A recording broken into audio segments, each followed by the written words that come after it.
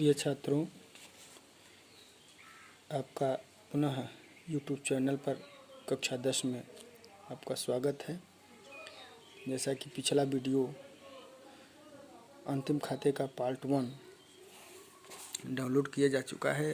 उम्मीद है कि आप भली भांति उसको समझ गए होंगे। अगर कोई फीडबैक आपके पास है या किसी प्रकार का कोई क्वेश्चन एराइज हो रहा है तो कृपया आप हमसे इस चैनल के माध्यम से पूछ सकते हैं, या मेरा नंबर है, उस नंबर पर आप कॉल कर सकते हैं। आज अंतिम खाते पार्ट 2 आपके सामने प्रस्तुत कर रहे हैं। उम्मीद है कि आप इससे अपने जानकारी को बढ़ा सकेंगे, और आपको पसंद आए तो लाइक, शेयर और सब्सक्राइब करना न भूलें। अंतिम खाते पार्ट 2 हमने अंतिम खाते पार्ट 1 में आपको बताया था कि अंतिम खाते वे खाते होते हैं जो एक वित्तीय वर्ष के सामान्यतः एक वित्तीय वर्ष के अंत में तैयार किए जाते हैं और जिनका आधार तलपट होता है। उसके बाद अंतिम खाते के अंतर्गत हमने आपको बताया था कि 4 खाते सम्मिलित किए जाते हैं, जिसमें निर्माण खाता, व्यापारिक खाता, लाभ हानि खाता और आर्थिक चिट्ठा। कई ऐसे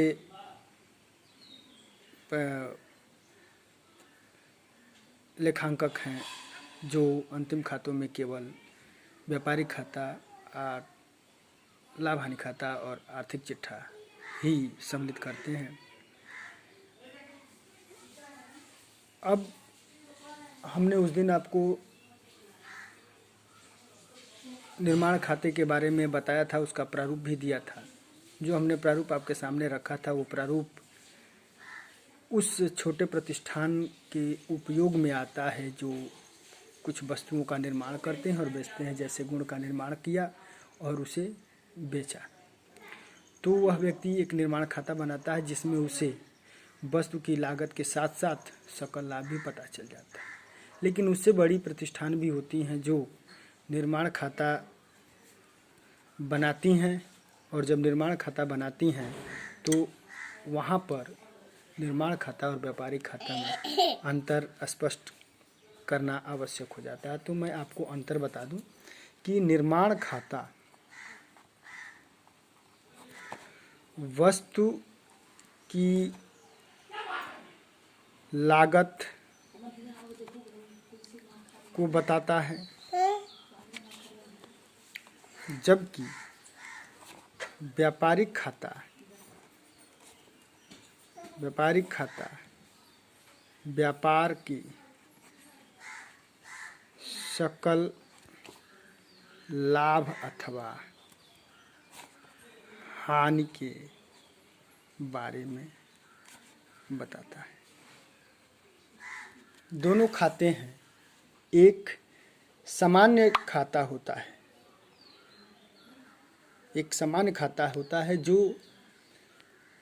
जनरली वस्तु की लागत को बताता है, जबकि दूसरा जो होता है ट्रेडिंग अकाउंट, ये डिटरमाइन करता है कि किसी व्यापार का सकल लाभ, उसके द्वारा निर्मित की गई फिनिश्ड गुड्स पर सकल लाभ कितना होता है। The trading account is used to determine the gross profit on finished goods and is used by both trading and manufacturing business। व्यापारिक खाता, निर्माण खाता और निर्माण करने वाली कंपनियां और व्यापार करने वाली कंपनियां दोनों के द्वारा भी बनाया जा सकता है। तो आज मैं जो उस दिन निर्माण खाता बनाया था, मैंने जैसा कहा कि एक छोटी सी व्यवसाय, जैसे गुड़ का निर्माण करने वाले, खड़सार का निर्माण करने वाले, ये छोटे छोटे उद्योग हैं जो निर्मित करते हैं और उसे बिक्री करने का काम करते हैं, बड़े बड़े सब्जी वाले व्यवसाय। जबकि व्यापारिक खाता जो बनाया जाता है वो बड़े व्यापारियों के द्वारा बनाया जाता है। हालांकि कंपनी अधिनियमों में व्यापारिक खाता का कोई जिक्र नहीं होता है। चूँकि अंतिम परिणाम जानने के कई तरीके होते हैं, हर स्टेप पर जानना होता है, इसलिए आवश्यक होता है कि हम सकल लाभ के भी बारे में जानकारी करें, क्योंकि इसका उपयोग प्रबंधकीय लेखांकन में भी किया जाता है। आज हम उसी निर्माण खाते का एक विशद प्रारूप आपके सामने रखने जा रहा हूँ, जो यह स्पष्ट करेगा कि एक निर्माण खाते के बाद व्यापारिक खाता भी बनता है। ऐसा आप कभी कदापि मत समझने की कोशिश करिएगा कि निर्माण खाता बन गया तो व्यापारिक खाता नहीं बनेगा, ऐसा कदापि। हाँ, निर्माण खाता में व्यापारिक खाता को सम्मिलित कर सकते हैं, लेकिन अगर अब आपको विशद अध्ययन करना है, अपने घटकों के बारे में विश्लेषण करना है, तो निर्माण खाता अलग बनता है और व्यापारिक खाता अलग बनता है। उसी दृष्टिगत में हम आपके सामने निर्माण खाते का एक प्रारूप रखने जा रहे हैं, format of manufacturing account.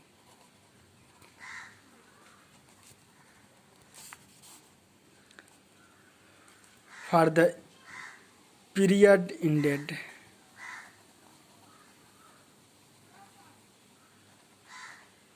Dot dot dot, यहाँ पर वो वर्ष अंतिम लिखा जाएगा, 31 मार्च 2019 इत्यादि। आप जानते हैं कि खाते का दो पक्ष होता है, डेबिट पक्ष, क्रेडिट पक्ष, और इसमें कॉलम होते हैं। पहला पार्टिकुलर डेबिट पक्ष का और अमाउंट, दूसरा क्रेडिट पक्ष का पार्टिकुलर विवरण जिसको कहते हैं, और धनराशि की कॉलम। ठीक है। जब हम निर्माण खाता तैयार करते हैं तो निर्माण खाते की सबसे बड़ी विशेषता होती है कि इसके डेबिट साइड में direct material, direct expenses, direct labour लिखा जाता है। तो सबसे पहले हम डायरेक्ट मटेरियल का हेडिंग दे दें, और डायरेक्ट मटेरियल में रॉ मटेरियल,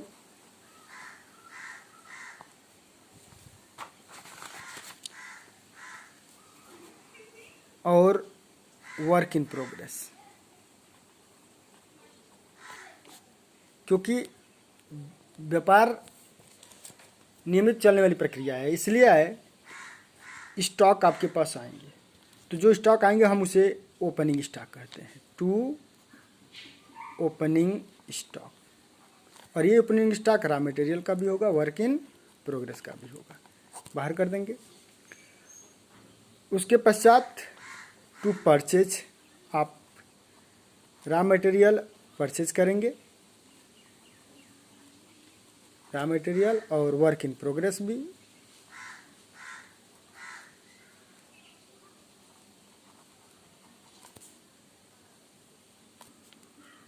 ठीक है, जोड़ करके दोनों को हम बाहर करेंगे। ये नहीं है। फिर आपका हो गया डायरेक्ट मटेरियल में ओपनिंग स्टॉक हो गया और परचेज हो गया। उसके बाद टू, इनको लाने में आपने जो फ्रेट दिया है, जो भाड़ा दिया है, उसको टू कैरीज इनवार्ड जिसको हम बोलते हैं। आउटवार्ड ट्रेडिंग का पीएल का मद होता है, इनवार्ड जो है आपका यहाँ पर होता है टू कैरीज इनवार्ड। ठीक है। उसके पश्चात डायरेक्ट लेबर की हम बात करेंगे, डायरेक्ट लेबर। ये डायरेक्ट लेबर में to factory wages, to factory wages. उसके बाद direct expenses,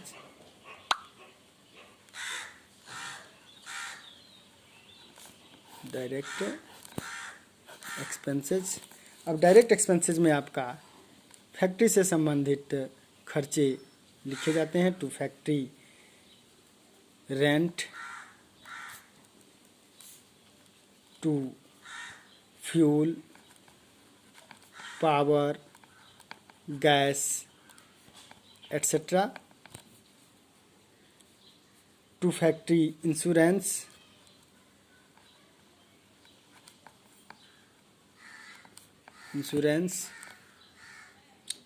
to depreciation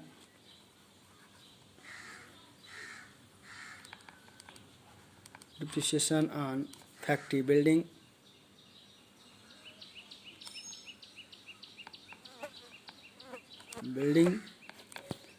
to factory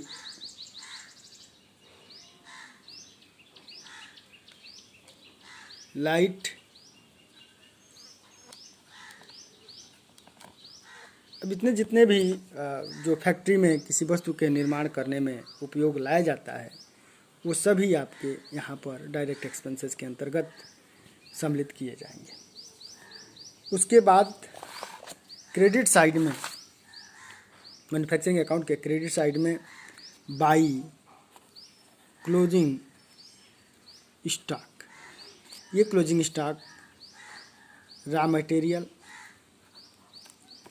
and work in progress का होगा।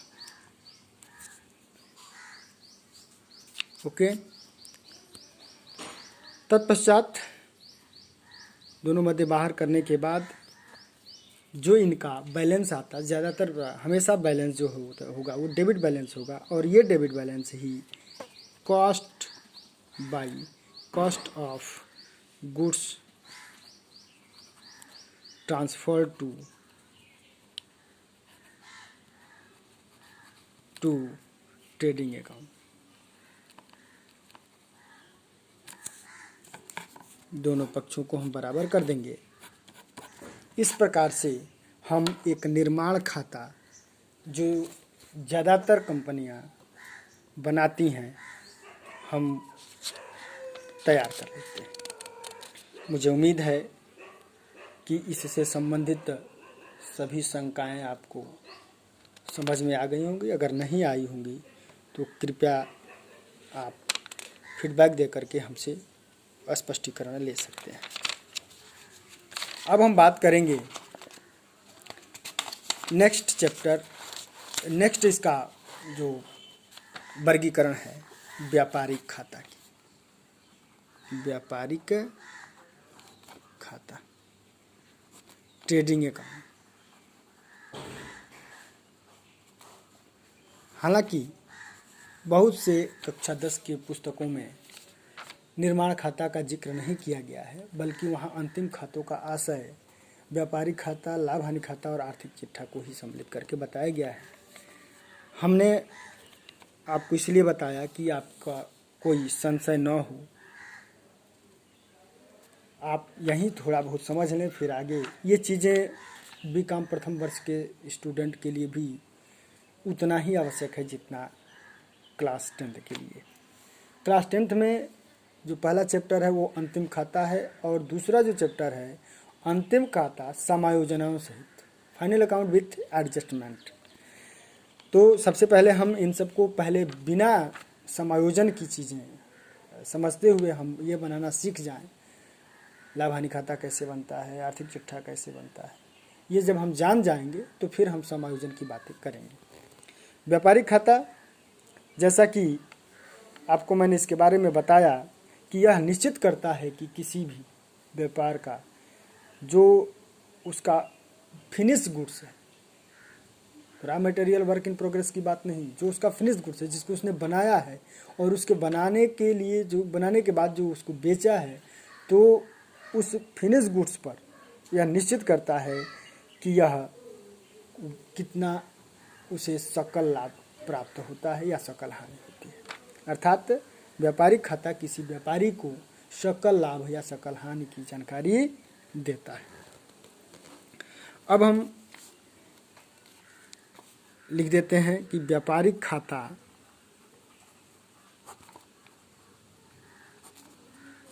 वह खाता है जो निर्मित की गई वस्तु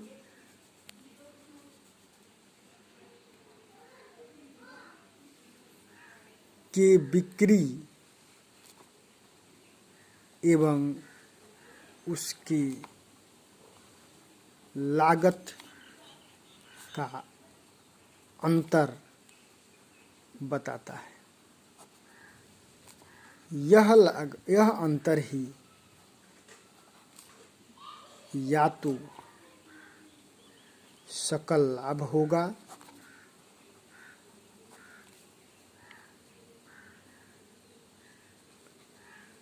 ग्रॉस प्रॉफिट या सकल हानि ग्रॉस लॉस होगा। ठीक है। अब व्यापारिक खाता का ज़्यादातर प्रश्न आपके हाई स्कूल में जो पूछे जाते हैं कि व्यापारिक खाता से आप क्या समझते हैं और व्यापारिक खाता से क्या ज्ञात किया जाता है, तो सीधा सीधा प्रश्न है कि जब भी आएगा तो आप व्यापारिक खाता याद रखें। वह खाता है जो निर्मित की गई वस्तु की लागत और उसकी बिक्री के अंतर को बताता है, और यह अंतर या तो सकल लाभ होगा या तो सकल हानि होगा। बहुत स्पष्ट है। 1 नंबर के क्वेश्चन पूछता है, बहुविकल्पी क्वेश्चन पूछता है कि व्यापारिक खाता से हमें क्या ज्ञात होता है, तो सीधे सीधे आपका जवाब होगा सकल लाभ या सकल हानि। आइए हम इसके प्रारूप की बात करते हैं। Format of trading account for the year ended, जो भी ईयर होगा, 2 पक्ष इसमें भी होंगे, डेबिट पक्ष, क्रेडिट पक्ष, पार्टिकुलर अमाउंट, पार्टिकुलर अमाउंट। सबसे पहले to opening stock. Opening stock, ये ओपनिंग स्टॉक आपका फिनिश गुड्स का। टू परचेज, परचेज हमेशा नेट होता है, इसलिए इसमें से परचेज माइनस परचेज रिटर्न या रिटर्न आउटवर्ड माइनस कर देते हैं। टू फ्रेट और carriage, to fuel, to wages अर्थात डायरेक्ट एक्सपेंसेस, या अगर आपकी कंपनी या आपने निर्माण खाता अगर बनाया है तो टू मैन्युफैक्चरिंग अकाउंट का भी मद यहाँ पर ट्रांसफर कर देंगे। क्रेडिट साइड में बाई सेल्स, सेल्स में माइनस कर देंगे सेल्स रिटर्न। तत्पश्चात इस सेल्स रिटर्न को हम कहते हैं रिटर्न इनवर्ड,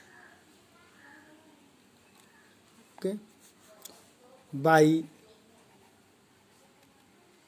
क्लोजिंग स्टॉक। जो भी बैलेंस आएगा, अगर आपका डेबिट बैलेंस होगा तो बाई ग्रॉस लॉस, और यदि आपका क्रेडिट बैलेंस होगा तो टू ग्रॉस प्रॉफिट। दोनों पक्षों बैलेंस निकाल लेंगे, जैसा कि आप पहले से बैलेंस निकालते आते हैं। इससे आपका पता चल जाएगा कि हम ग्रॉस लॉस में हैं या ग्रॉस प्रॉफिट में। तो प्यारे दोस्तों, आज इतना ही। अब इससे संबंधित अगर कोई फीडबैक होगा तो आप कृपया हमारे इस चैनल पर, आपका स्वागत है। आप ज़्यादा से ज़्यादा इसे शेयर लाइक करें, और जो भी समस्या क्रिएट होती है तो आप पूछें। बहुत बहुत धन्यवाद।